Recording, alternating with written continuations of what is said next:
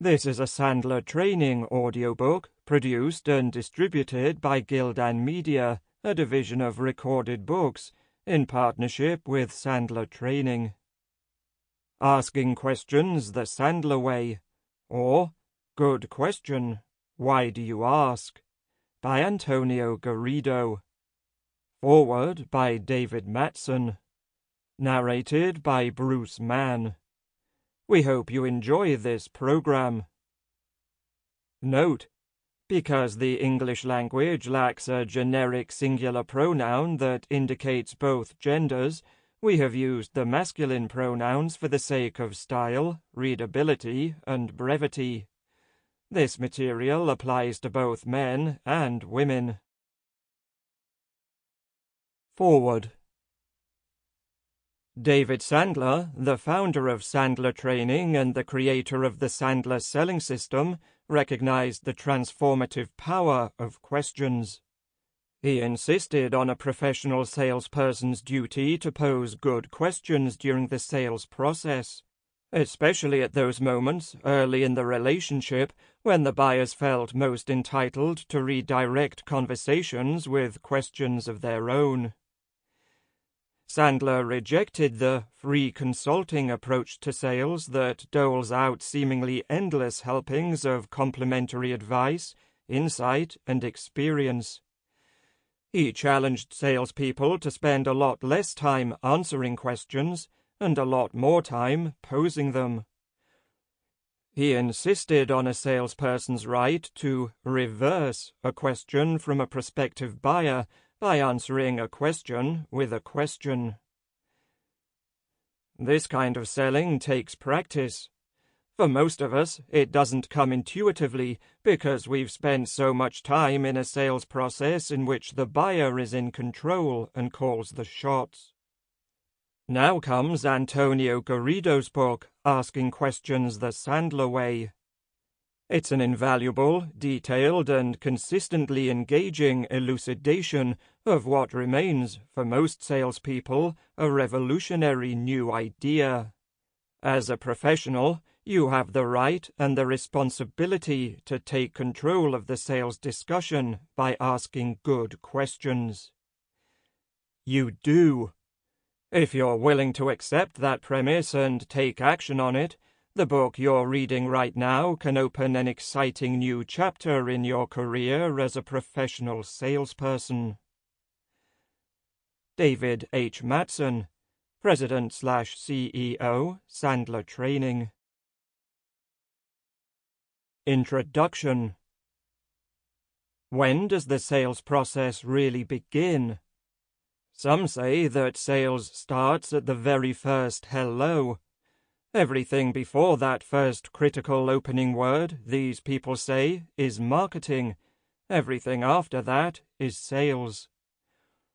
Others say that the real work of sales doesn't begin until the prospect first says no. Otherwise, they insist, it's just order taking. Those are the two most common responses. This book rejects both. This book holds that selling begins when you start asking good questions. Most salespeople up and down the land have a fairly blunt and unsophisticated sales strategy that doesn't rely all that much on the kinds of questions you'll be reading about in this book. Their strategy is not very clever. It's not based on any clear empirical proof of success. Heck, it doesn't even work that well. It is, however, familiar. It's what typical salespeople always seem to find themselves doing. Everyone knows how unsettling it can be to try anything new or scary. The familiar sales process I'm talking about, the one most salespeople follow out of sheer force of habit, looks something like this. Find someone, anyone, who might be ever so slightly interested in what you do, /sell, /make, /offer, /promote. Beg for an appointment. Show up and throw up everything you know about your product or service, finding clever ways to cram as many features and benefits as you can into the time your prospect grants you. Agree to give your prospect everything that can possibly be asked for. If not for free, then damn close. Attempt a cunning closing technique or two. Smile as sweetly as possible. Keep talking fast enough, loudly enough, and engagingly enough to keep your prospect off balance for long enough. Repeat with as many live prospects as possible. Chase and chase and chase, and hope and pray for the very best. You know what? It actually works, but only sometimes, and not with nearly enough certainty, regularity, speed, or assuredness to keep the Pepto-Bismol at bay. I spoke to a young, reasonably successful sales manager recently. She manages a small sales team in the IT sector at a great company. They sell an innovative, well-priced, easy-to-implement product that genuinely helps customers' raw materials, manufacturing, and stock management levels remain within optimal ranges, adjusting seamlessly for peaks in demand created by market variations and seasonality. By hard work, determination, and by hook or by crook, she manages to produce the results necessary to get close enough to her monthly revenue targets on a consistent enough basis to keep her in her job. I never saw myself in sales, she says. Well, who did? But somehow I got here. I do my very best. I read as much as I can. I work hard and try to keep my team motivated. I hope that my biggest customers will stay with me, and I hope we manage to find enough new ones along the way. But my sales targets always go up year on year, and my customers always want to pay less for what we give them. I have to pedal harder and harder just to stand still. Sound familiar? She went on. I have a great husband and family who are okay with me spending so much time away, but it sometimes feels that I have a better relationship and more brownie points with the major airlines than I do with my kids. I feel like I should be much further ahead in my career than I am. Since she decided to get into sales and sales management, however, she told me, she sleeps like a baby. Really? I asked. Yes, she answered, without missing a beat. Sometimes I wake up in the middle of the night, screaming at the top of my lungs. Oh dear, I said. Things will get better, though, she insisted. Never lose hope, positive attitude and all that. I had to break the news to her. In today's modern, increasingly sophisticated and demanding world, hope is not really much of a high-growth strategy. Students of the Sandler selling system methodology quickly learn that selling is not about lists of compelling features and benefits. It's not about clever closes or flashy literature and expensive marketing collateral. It's not about hogging all the airtime in the meeting, nor is it about forcing your own agenda into the buying process. It's not about jazzy presentations or browbeating the other guy into submission. What is it about, then? It's all about reaching non-threatening, incremental agreements to proceed. It's about asking, not telling. It's about listening, not talking. It's about asking just the right question in just the right way, for just the right reason, at just the right time to help prospects discover for themselves whether you and your product or service are just right for them. The most successful salespeople the world over have discovered the secret of sales success. Asking exactly the right questions, and then shutting up and letting prospects discover for themselves that you're exactly the right fit for their needs. It is letting prospects discover that they have compelling needs and genuine reasons to buy. The most successful salespeople know that. The best way to discover the truth, the real truth, mind you, not the stuff prospects want you to believe because they think it's in their best interests to keep you guessing, is to ask really smart questions. The best way, the only way, to understand what clients really need is to understand their situation by asking the right questions. The best way to demonstrate knowledge is to ask the right questions. The best way to keep prospects on the right path is to ask the right questions.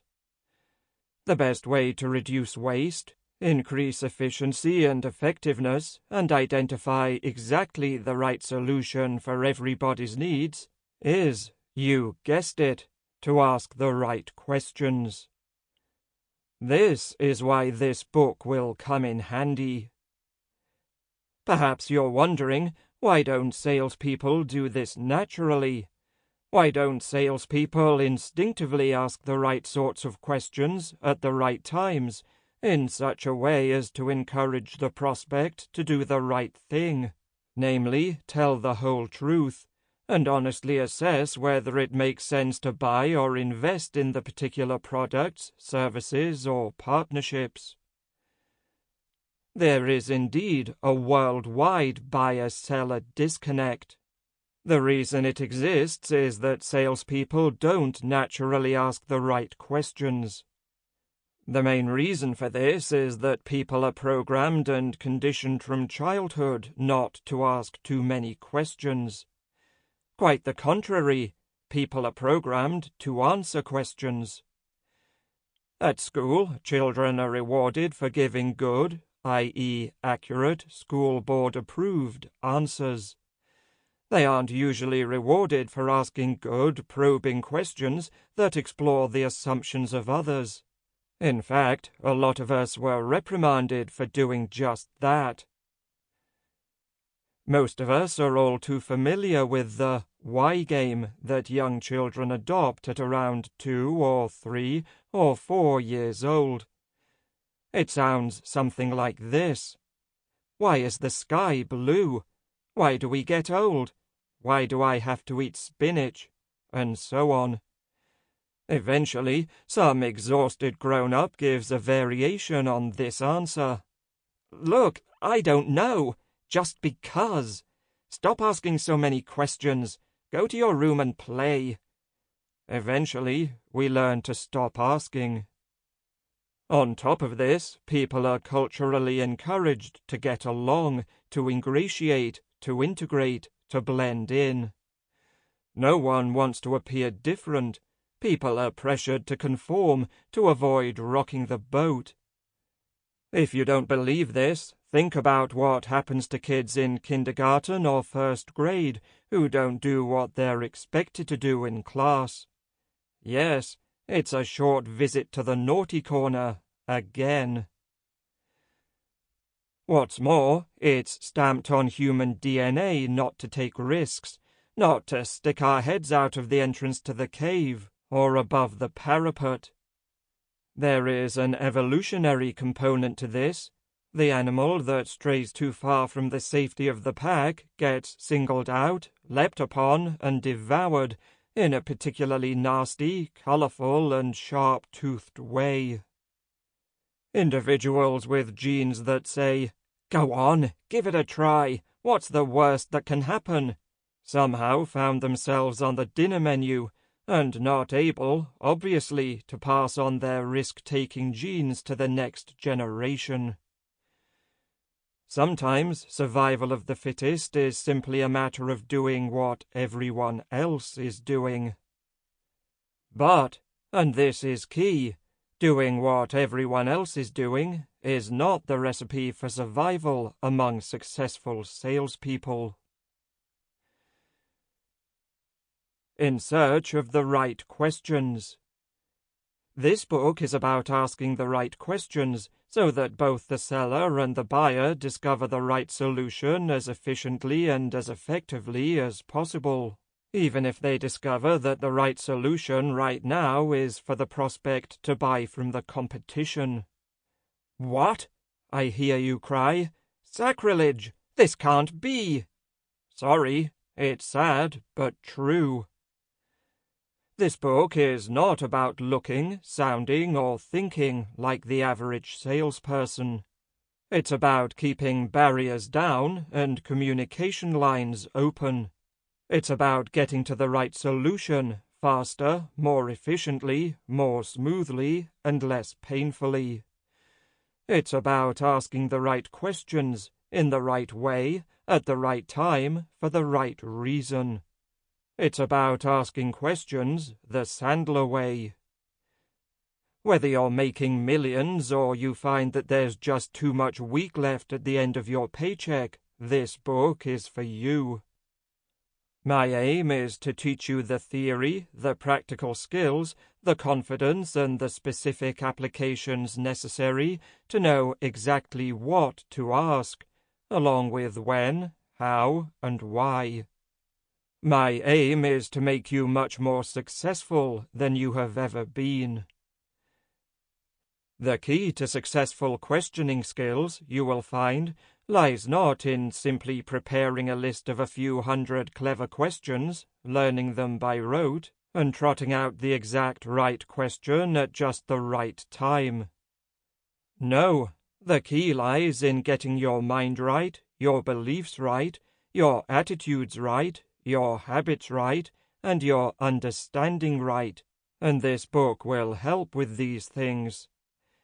Questioning skill, you will realize, lies in changing your habits, modifying your beliefs, and resisting your biological and sociological programming, a daunting yet immensely rewarding journey. So, my first official question to you, dear reader, is, shall we begin? Good. Please continue. Judge a man by his questions rather than his answers. Voltaire. Part 1. Run silent, run deep. What is the buyer-seller dance? What is the Sandler submarine? What is the most successful questioning model for salespeople? Chapter 1. The Magic of Questions. Picture this scene. A magician is framed in the spotlight. Standing stock still, he holds his right hand high in the air.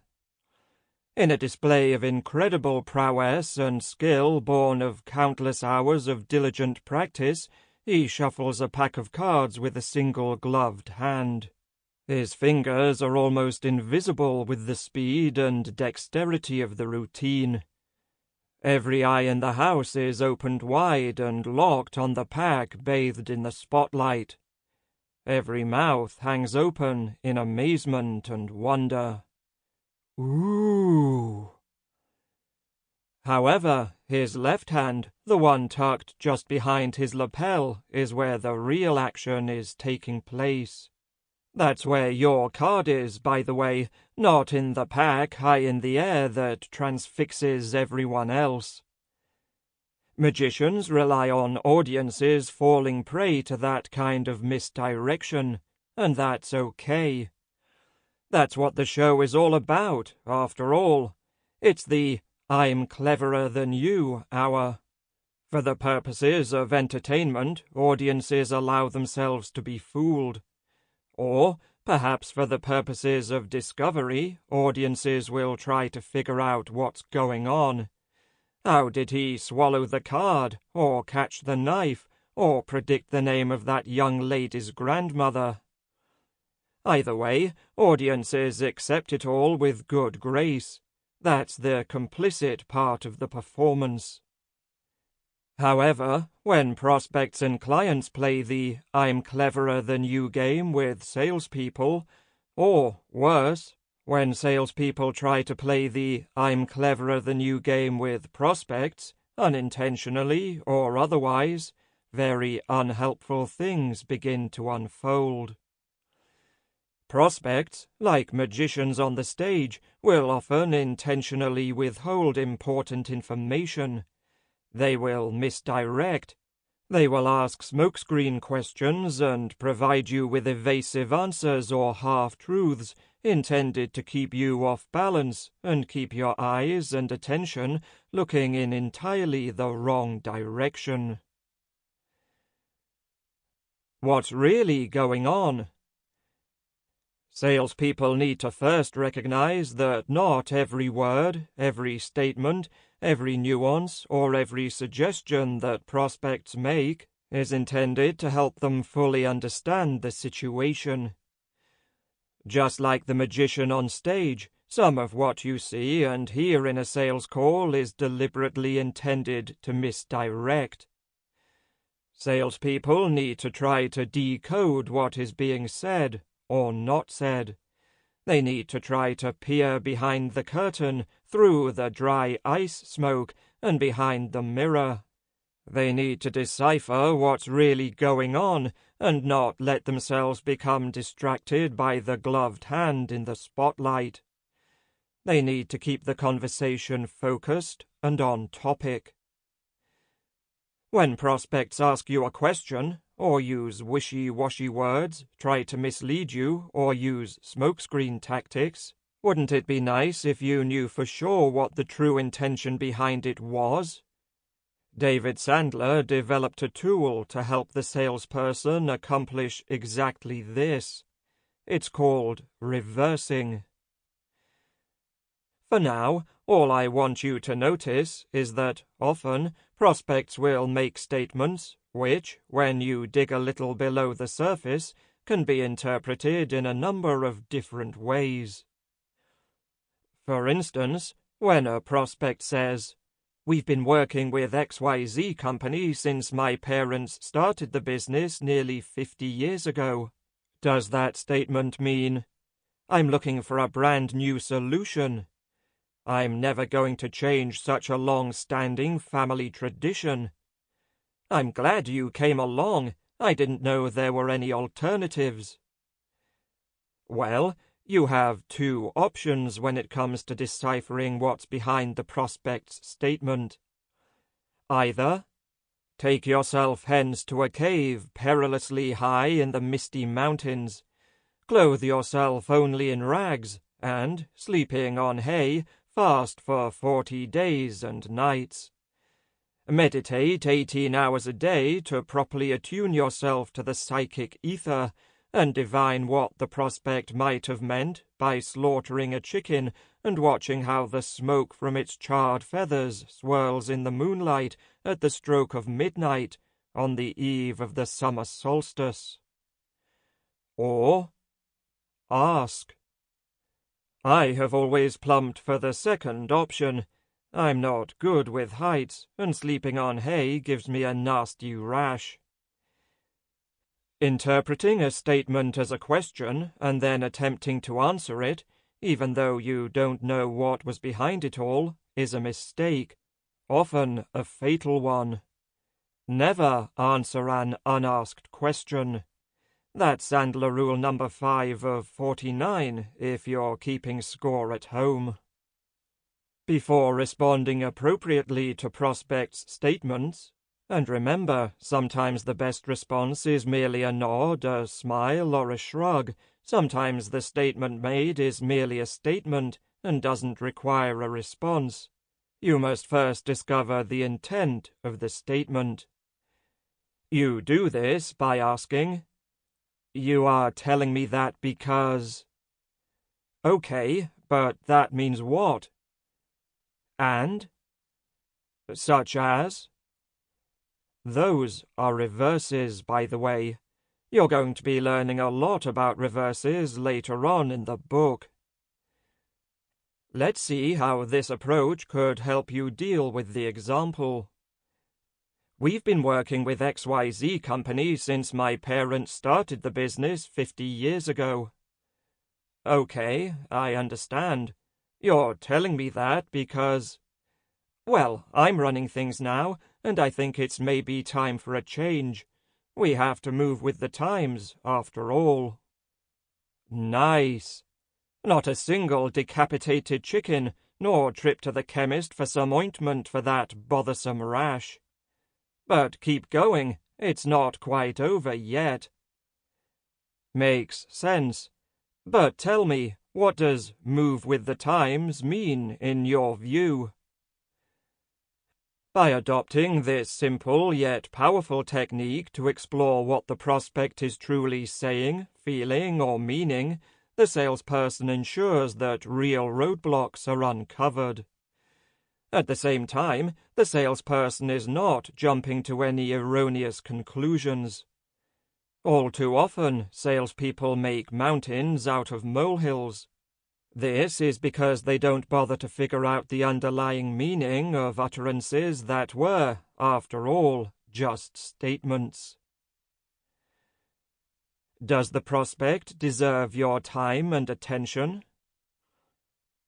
Most novice and rookie salespeople tend to treat every prospect in their funnel with equal importance.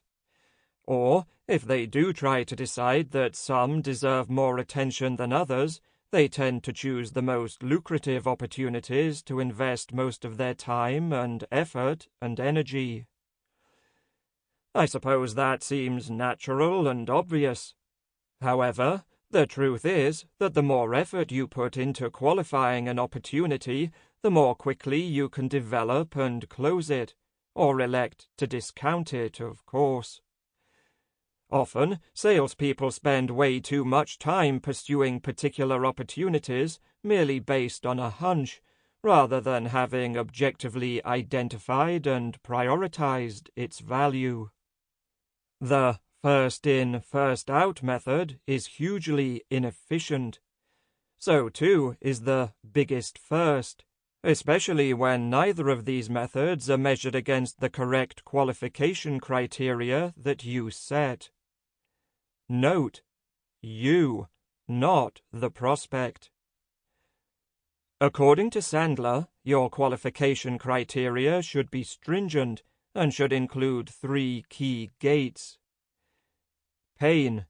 What does the gap look like between where the prospects are and where they want to be? Budget.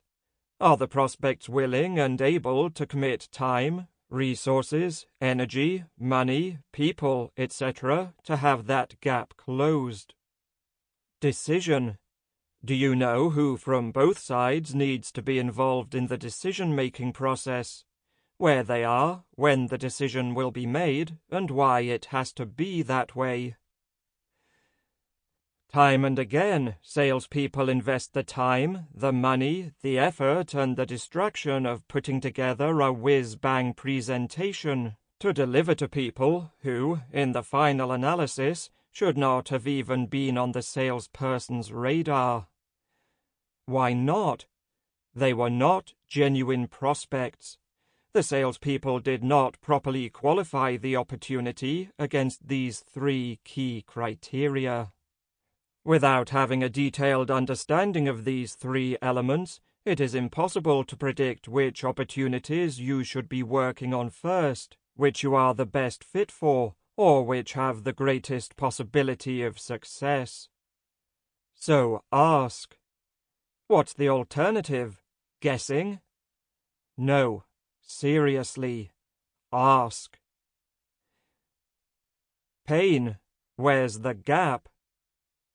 People buy for a variety of reasons, of course, but their most basic purchase motivation is to bridge the gap between where they are and where they want to be. David Sandler described this gap as pain. Pain is the first and the most important step in the qualification process, and it is the first go/no-go gate to determine whether prospects qualify to receive any further attention from you. To be clear, if the prospect does not have a compelling, measurable, and quantifiable issue that you can solve, what's the point in pursuing things further? People sometimes say that great salespeople are so good that they can sell ice in a snowstorm. The reason that analogy even makes sense is because what a person in a snowstorm typically doesn't need more of. Sample complete. Ready to continue?